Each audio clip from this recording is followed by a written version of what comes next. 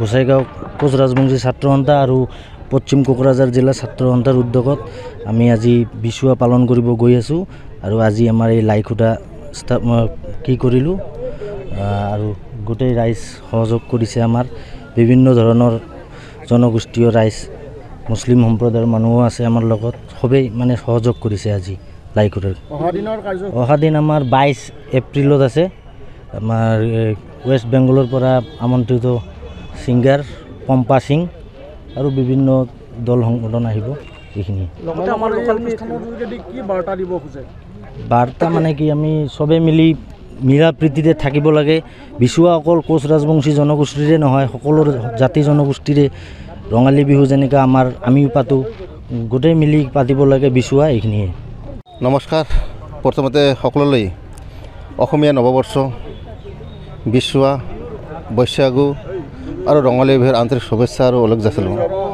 আজি আমি গৌৰৱান্বিত বৃহত্তৰ গোসাইগাঁও অঞ্চলত কোচ ৰাজবংশী আৰু বৃহত্তৰ গোসাইগাঁও অঞ্চলবাসী ৰাইজৰ সহযোগত আজি কমলনাথ ক্লাবত আগন্তুক 22 এপ্ৰিল তাৰিখত যি বিচুৱা উদযাপন হ'ব, তাৰে আজি লাইখুটা স্থাপন কৰা হ'ল।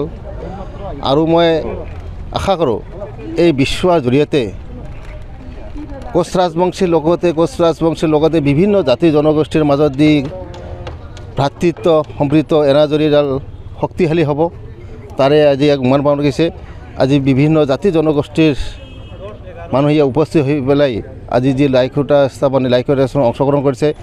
আৰু এই বিচুৱাৰ জৰিয়তে গোটেই গোসাইগাঁওবাসী ৰাইজৰ মাজত এটা বাৰ্তা যাব লাগে যে কোচ ৰাজবংশী সম্প্ৰদায়ৰ বা কোচ ৰাজবংশী জনগোষ্ঠীৰ মানুহৰ যে সুকীয়া নিজৰ সংস্কৃতি, ভাষা, ভূষা, বিভিন্ন কলা কৃষ্টি যে আছে, অহা 22 এপ্ৰিলত বিভিন্ন অঞ্চলৰ পৰা আহি পেলাই ইয়াত বিভিন্ন ধৰণৰ নৃত্য গীত পৰিৱেশন হ'ব। আৰু মই আশা কৰোঁ এই অঞ্চলবাসী ৰাইজে 22 তাৰিখে আহক, আপোনালোকে ইয়াত বিচুৱা উপভোগ কৰক।